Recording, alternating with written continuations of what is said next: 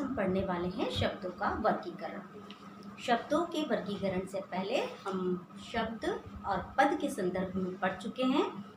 शब्दों का जो प्रयोग हमने देखा वाक्यों के अंतर्गत, जिन्हें हमने पदों के नाम से जाना, और शब्द और पद के बाद में हमने उस समय पर शब्दों के वर्गीकरण की भी बात की थी। और मैंने बताया था आपको कि शब्दों का वर्गीकरण हम 5 आधार पर करते हैं। 5 आधार में से हम जो है अभी सबसे पहला आधार पढ़ने वाले हैं। तो आइए हम पढ़ते हैं शब्दों का वर्गीकरण। शब्दों के वर्गीकरण के अंतर्गत स्रोत और इतिहास के आधार पर हम शब्दों को 5 भागों में विभाजित करते हैं। अर्थात इतिहास के दृष्टिकोण से शब्दों को 5 भागों में बांटा जाता है। नंबर 1 तत्सम शब्द, नंबर 2 तद्भव शब्द, नंबर 3 देशी या देशज शब्द, नंबर 4 आगत या विदेशी शब्द, और नंबर 5 संकर शब्द। इन 5 प्रकार के जो शब्द हैं, इन 5 प्रकार के शब्दों का अध्ययन इतिहास के दृष्टिकोण से किया जाता है। तो सबसे पहले हम तत्सम शब्द के बारे में जानेंगे।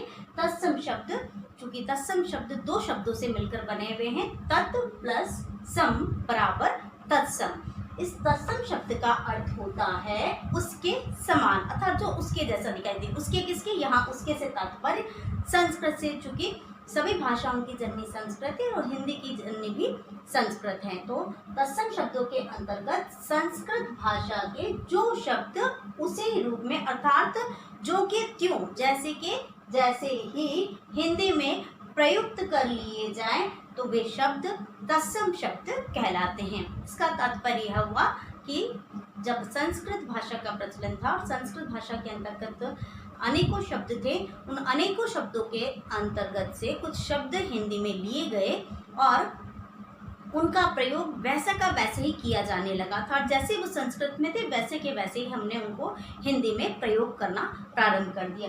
जैसे कौन से थे ऐसे शब्द, आइए देखते हैं हम। रात्रि, कृषक, दुग्ध, अग्नि, मुख आदि। तो ये शब्द जो है ये संस्कृत शब्द है। इनका प्रयोग हम वैसा का वैसे ही करते हैं, अर्थात रात्रि को हम रात्रि कह सकते हैं। हिंदी के अंतर्गत हम इसका प्रयोग रात्रि के रूप में ही करते हैं। कृषक का प्रयोग भी हम इसी शब्द के रूप में करते हैं। तो इस प्रकार से संस्कृत भाषा के आए हुए जो शब्द हैं उनका प्रयोग हम हिंदी में बिना किसी परिवर्तन के करते हैं, उसे तत्सम शब्द कहा जाता है। दूसरा है तद्भव शब्द।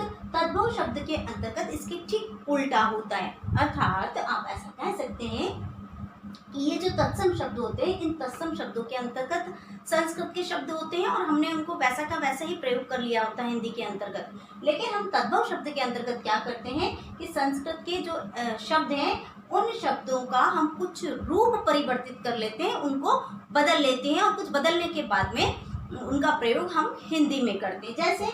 जैसे संस्कृत का शब्द हमने रात्रि वैसा का वैसा ही प्रयोग किया था तत्सम के अंतर्गत, हमने उसमें कोई परिवर्तन नहीं किया था। लेकिन जब हम इसका प्रयोग तद्भव में करेंगे तो रात्रि को हम रात कहेंगे, अर्थात हिंदी में हम रात शब्द का प्रयोग कर लेंगे। हमने उसे रात्रि से रात में परिवर्तित कर लिया, तो वह तद्भव शब्द हुआ। ठीक इसी प्रकार से कृषक की बात करें तो कृषक के लिए हम किसान शब्द का प्रयोग करेंगे। दुग्ध है तो दुग्ध के लिए हम दूध शब्द का प्रयोग करते हैं। अग्नि है, अग्नि के लिए हम आग शब्द का प्रयोग करते हैं। और जो मुख है उसके लिए हम मुह शब्द का प्रयोग करते हैं। हम कुछ तत्सम और तद्भव शब्द देखेंगे, जैसे हस्ती, हाथी, अर्थात तत्सम शब्द है हस्ती, और यदि हम इसका तद्भव में प्रयोग करेंगे तो होगा हाथी, भ्राता, भाई, अम्बा, अम्बा, दधी, दही। अगला है अपर, और अपर का जो है तद्भव शब्द होता है और। अगला देखेंगे हम अश्रु, आंसू, अंधकार, अंधकार को तद्भव में हम अंधेरा कहेंगे। अग्र, अग्र मतलब आगे, तो हम तद्भव रूप आगे, अर्थात हम इसको परिवर्तित कर आगे के रूप में प्रयुक्त करना शुरू किया। पत्र, पत्र का तद्भव रूप होगा पत्ता। श्वास, श्वास का तद्भव रूप होगा सांस। जो सांस हम लेते हैं उसे श्वास हम संस्कृत में प्रयुक्त करते हैं, जबकि हम उसे तद्भव रूप में सांस के रूप में प्रयुक्त करेंगे। आगे है ग्राम, गांव, निंद्रा, निंद्रा को तद्भव के रूप में हम नींद शब्द का प्रयोग करते हैं। घोटक, घोटक का जो है तद्भव शब्द होगा घोड़ा। हस्त, हस्त का मतलब हाथ, अर्थात तद्भव शब्द हस्त का जो है वह हाथ होता है। और शिर, शिर का तद्भव रूप सिर होता है। तो इस प्रकार से ये कुछ तत्सम और तद्भव शब्द थे। इनके अलावा भी अनेक ऐसे शब्द भाषा के अंतर्गत हम प्रयुक्त करते हैं, अर्थात हिंदी भाषा के अंतर्गत हम कई तद्भव और तत्सम शब्दों का प्रयोग करते हैं। अब हम आगे देशज शब्दों का अध्ययन करेंगे। तो अगले शब्द जो हैं वे हैं देशज शब्द। इन देशज शब्दों को देशी शब्द भी कहा जाता है। तो देशी और देशज शब्द जो हैं उनके बारे में यदि हम बात करें तो जो शब्द हिंदी की अपनी, तथा जो हिंदी भाषा है उस हिंदी भाषा की अपनी प्रकृति के अनुरूप ग्रामीण क्षेत्रों में बोली आदि के आधार पर स्वतः ही विकसित हुए हों, अर्थात स्वयं ही उन्होंने अपना विकास किया हुआ हो, अर्थात वे बोली के प्रभाव से निर्मित हो गए हों और उसी से आगे वे विकसित होकर प्रयुक्त किए जाने लगे हों, उन्हें हम देशज शब्द कहते हैं। देशज शब्द दो शब्दों से मिलकर बना हुआ है, देश प्लस ज बराबर देशज। देशज का अर्थ है देश में उत्पन्न, अर्थात जिसका जन्म देश में ही हुआ हो, जो देश में ही उत्पन्न हुए हो उन्हें हम देशज कहते हैं। तो जो देश में उत्पन्न शब्द हैं इनका कोई स्रोत नहीं होता, अर्थात हम ये नहीं कह सकते हैं कि ये कहाँ उत्पन्न हुए हैं, इनकी उत्पत्ति कहाँ से हुई है। बोली के प्रभावों से प्रभावित होकर यह स्वयं अपना निर्माण कर लेते हैं और फिर आगे स्वयं को विकसित करते रहते हैं, इसीलिए इनका स्रोत जो है ज्ञात नहीं होता है कि उनकी उत्पत्ति देश में किस स्थान पर हुई है। इसीलिए हम साधारण शब्दों के अंतर्गत यह कह सकते हैं कि जिन शब्दों का स्रोत अज्ञात होता है, अर्थात हमें पता ना हो, जो हमें ज्ञात ना हो वह अज्ञात होता है। तो जो हमें ज्ञात न हो उसे हम अज्ञात कहते हैं। तो अज्ञात स्रोत होने के कारण इन्हें हम देशज कहते हैं।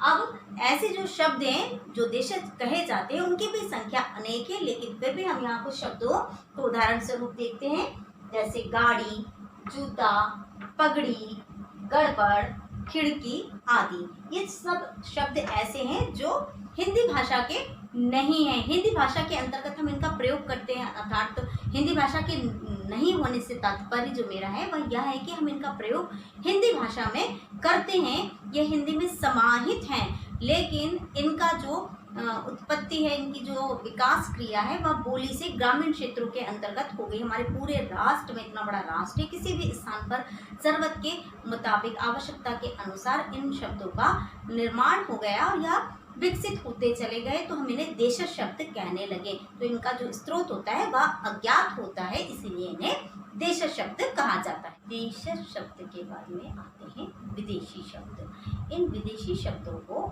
आगत शब्द भी कहा जाता है। चूंकि ये विदेश से आए हुए इसीलिए इनका नाम विदेशी शब्द है। और आगत का अर्थ भी होता है आया हुआ, अर्थात जब हम इस शब्द की बात करें आगत, विदेशी का तो अर्थ जो विदेश से आया हुआ है, आगत की यदि हम बात करें तो आगत का अर्थ भी होता है आया हुआ, अर्थात जो आया है वह आगत हुआ। तो इस आधार पर आगत शब्द होते हैं या विदेशी शब्द होते हैं जो हमारे देश के नहीं हैं, दूसरे देशों से आए हुए हैं। इन विदेशी शब्दों के अंतर्गत हम देखते हैं कि ये जो विदेशी शब्द हैं, जो आए हुए शब्द जिनकी हम बात करें कि आए हुए, तो कहाँ से आए हुए? जो दूसरी भाषा से हमारी हिंदी भाषा के अंतर्गत आए हैं उन्हें ही हम आगत या विदेशी शब्द कहते हैं। विदेशी शब्दों के अंतर्गत यदि हम बात करें कि आपके दूसरी भाषाओं से यदि शब्द आए हुए, तो कौन कौन सी ऐसी भाषा हैं जिसमें हिंदी के अंतर्गत शब्द समाहित हो गए? तो हिंदी में हम अंग्रेजी, पुर्तगाली, फ्रांसीसी, अरबी, फारसी आदि भाषाओं के शब्दों को आया हुआ कहते हैं कि इन सारी भाषाओं से हमारी हिंदी के अंतर्गत शब्द आए हुए हैं और वे हिंदी के बन गए, अर्थात हिंदी में ही समाहित हो गए हैं।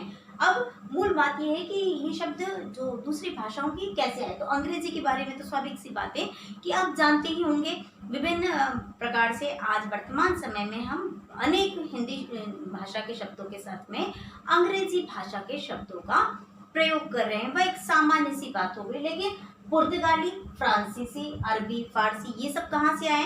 तो जिस प्रकार से अंग्रेजों ने हमारे देश पर सैकड़ों सालों तक के शासन किया है, ठीक उसी प्रकार से हमारे देश पर पुर्तगालियों ने भी शासन किया हुआ है। पुर्तगाली भी हमारे राष्ट्र में आए हुए थे और फ्रांसीसी भी हमारे राष्ट्र में आए हुए थे। तो पुर्तगाली, फ्रांसीसी, अंग्रेजी या जो अंग्रेज, यह सब हमारे देश में जो आए थे और इन्होंने जो अपने साम्राज्य का विस्तार यहाँ प्रारंभ किया था और यह जो व्यापार व्यवसाय यहाँ पर कर रहे थे, उसी आधार पर इनकी भाषा के शब्द हमारी भाषा के अंतर्गत समाहित होते चले गए। तो हिंदी में इन सब भाषा के शब्दों का हम प्रयोग करते हैं, जैसे स्कूल। अब स्कूल स्वाभाविक सी बात है कि आप जानते हैं कि यह अंग्रेजी भाषा का शब्द है। अखबार, अखबार शब्द का जो हम प्रयोग करते हैं वह हमारी भाषा का अर्थात हिंदी भाषा का शब्द नहीं है। ठीक इसी प्रकार से वकील, वकील भी हिंदी भाषा का शब्द नहीं है, लेकिन हम सामान्य रूप से इनका प्रयोग करते हैं। चाबी, कूपन, तो ये जो सारे शब्द हैं ये सारे शब्द हिंदी भाषा के नहीं है। कई शब्द तो ऐसे हैं भाषा के अंतर्गत, हमारी भाषा जो है वह सभी को समाहित अपने आप में कर लेने की क्षमता रखती है।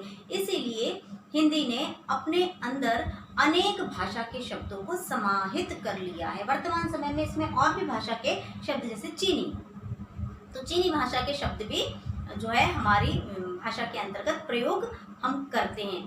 चीनी भाषा के शब्द की बात यदि हम करें तो चाय का प्रयोग हम सामान्य रूप से पूरे भारतवर्ष में किया जाता है। उसके अतिरिक्त हम चाय के लिए दूसरा, उस पेय पदार्थ के लिए किसी दूसरे शब्द का प्रयोग ही नहीं करते हैं। वह हिंदी भाषा का शब्द नहीं है, वह चीनी भाषा का शब्द है। तो ऐसे सैकड़ों शब्द हमारी हिंदी भाषा में हैं जिनका प्रयोग हम करते हैं, और अनेक लोग तो ऐसे हैं जिनको यह भी नहीं पता है कि यह शब्द जो वो प्रयोग में ला रहे हैं वह हिंदी भाषा का नहीं है। सामान्य रूप से यहाँ कुछ शब्द जो मैंने लिखे हुए हैं, मुख्य रूप से वकील शब्द का प्रयोग भी साधारण रूप से लोगों के द्वारा, जनसामान्य के द्वारा किया जाता है। वह जानते ही नहीं कि वकील शब्द जो है वह हिंदी भाषा का नहीं है। इसी प्रकार से जो चाबी शब्द है, चाकू शब्द है, कमीज शब्द है, सैकड़ों शब्द हैं जिनका प्रयोग हम हिंदी भाषा में करते हैं और हमें यह ज्ञात भी नहीं है कि यह हिंदी भाषा के नहीं है। इसीलिए अब हम कुछ अन्य भाषाओं के शब्दों को यहाँ पर देखेंगे कि वह किस प्रकार से हिंदी में समाहित हो गए और हम उनका प्रयोग साधारण रूप से हिंदी में। शब्दों के अंतर्गत हम सबसे पहले अंग्रेजी भाषा के शब्द देखते हैं। अंग्रेजी भाषा के जो कुछ शब्द है वो मैंने यहाँ लिखे हुए हैं, देखते हैं। बैंक, फोटो, कंपनी, कमीशन, बस, कार, अपील और सूटकेस, यह अंग्रेजी भाषा के शब्द हैं जिनका प्रयोग हम हिंदी के अंतर्गत करते हैं। इसके अतिरिक्त सैकड़ों शब्द हैं। आगे हम देखेंगे अरबी भाषा के शब्द। अरबी भाषा के शब्दों के अंतर्गत है किस्मत, किला, उम्र, दुकान, गरीब, मदद, हमला, मौसम आदि। उसके बाद फारसी भाषा के शब्द हम देखेंगे। फारसी भाषा के शब्दों के अंतर्गत है आदमी, गुलाब, जिंदगी, जादू, नाव, बीमार, मेहमान, सरकार आदि। तो यह सारे शब्द फ्रांसीसी भाषा के शब्द हैं। सामान्य रूप से इनका प्रयोग हम हिंदी भाषा के अंतर्गत करते हैं। आगे देखते हैं हम फारसी के बाद में पुर्तगाली भाषा के शब्द देखते हैं। पुर्तगाली भाषा के जो शब्द हैं, पुर्तगाली के जो शब्द मैंने कुछ यहाँ लिखे हुए उनमें है संतरा, कमरा, साबुन, आलू, गोदाम, कमीज, गमला और बाल्टी। यह पुर्तगाली भाषा के शब्द हैं जिनका प्रयोग हम हिंदी में करते हैं। उसके बाद में अगला जो है वह है फ्रांसीसी भाषा के शब्द। तो फ्रांसीसी भाषा से आए हुए जो शब्द हैं हिंदी में वह है कूपन, कारतूस, अंग्रेज, काजू आदि। उसके बाद है तुर्की भाषा। तो तुर्की भाषा से भी हमारी भाषा के अंतर्गत कुछ शब्द समाहित हुए हैं। उनमें है कुर्ता, तोप, कुली, चाकू, सौगात और बंदूक। तो ये सब विभिन्न प्रकार की ऐसी भाषाएं हैं जो हमारे देश की भाषाएं नहीं हैं, यह विदेशी भाषाएं हैं। इन विदेशी भाषाओं के सैकड़ों शब्द वर्तमान समय में हिंदी भाषा में प्रयुक्त किए जाते हैं, इसीलिए हम इन्हें आगत या विदेशी शब्द कहते हैं। स्रोत या इतिहास के आधार पर शब्दों का जो प्रकार है, पांचवा प्रकार, वह है संकर शब्द। संकर शब्द जो होते हैं वह दो भिन्न स्रोतों से आए हुए शब्दों के मेल से नए शब्द का निर्माण करते हैं। अर्थात दो भिन्न भिन्न स्रोत रहते हैं, वे आपस में मिल जाते हैं और एक नए शब्द का निर्माण कर देते हैं, तो हम उन्हें संकर शब्द कहते हैं। जैसे रेलगाड़ी, पानदान, छायादार आदि। इन उदाहरणों के अंतर्गत रेल एक शब्द है और गाड़ी एक शब्द है। हम बात कर रहे हैं दो भिन्न स्रोत। दो भिन्न स्रोत कौन से हैं? एक है रेल और एक है गाड़ी। इन दोनों को मिला दिया तो रेलगाड़ी बन गया। ठीक इसी प्रकार से यहाँ दो भिन्न स्रोत हैं, एक है पान और दूसरा है दान। हमने दोनों को मिला दिया तो नया शब्द जो बना पानदान। छायादार भी इसी प्रकार से दो स्रोतों से बनने वाला एक नया शब्द है। तो हिंदी के अंतर्गत ऐसे अनेक शब्द होते हैं जो हिंदी, संस्कृत, अरबी, फारसी, अंग्रेजी आदि भाषा के शब्दों और शब्दांशों से मिलकर नए शब्दों का निर्माण करते हैं। जैसे वर्ष है तो वर्ष जो है संस्कृत का शब्द है, और गांठ तो गांठ हिंदी का शब्द है, और जब नए शब्द का निर्माण हम करेंगे तो वह वर्षगांठ। अर्थात इन दोनों स्रोतों से, भिन्न भिन्न स्रोतों से, दोनों अलग अलग भाषा के शब्द हैं, अर्थात भिन्न भिन्न स्रोत हैं, दोनों से मिलकर एक नया शब्द बन गया, वह है वर्षगांठ। ठीक इसी प्रकार से है पान, तो पान हिंदी का शब्द है और दूसरा स्रोत इसके साथ में है दान। जो दान है यह फारसी भाषा का शब्द है, दोनों से मिलकर बना हुआ है पानदान। अगला है सील, तो सील अंग्रेजी भाषा का शब्द है और बंद फारसी भाषा का शब्द है, और अंग्रेजी और फारसी भाषा के इन दो शब्दों को, दो स्रोतों को जब मिला दिया गया तो नया शब्द बना सील बंद। इसी प्रकार अगला शब्द है तहसील, तो तहसील अरबी शब्द है और उसके साथ में है दार, तो दार फारसी भाषा का शब्द है, दोनों को मिलाकर नए शब्द का निर्माण हुआ तहसीलदार। तो इस प्रकार से दो भिन्न स्रोतों से निर्मित नवीन शब्द को संकर शब्द कहते हैं। ऐसे अनेकों शब्द हिंदी भाषा के अंतर्गत हैं। तो आज हमने स्रोत के आधार पर या इतिहास के आधार पर इन शब्दों के वर्गीकरण के प्रकार को देखा। मैं आशा करती हूँ कि आपको यह आसानी से समझ में आए होंगे। कुछ शब्द मैंने उदाहरण के रूप में बताए हुए हैं, इसके अतिरिक्त अनेकों शब्द हैं, उनका अध्ययन आप कर जान सकते हैं कि वह कौन सी भाषा के हैं, किस भाषा के अंतर्गत आते हैं और किस स्वरूप के अंतर्गत आते हैं, शब्दों के वर्गीकरण में उनका स्थान कहाँ है। नमस्कार।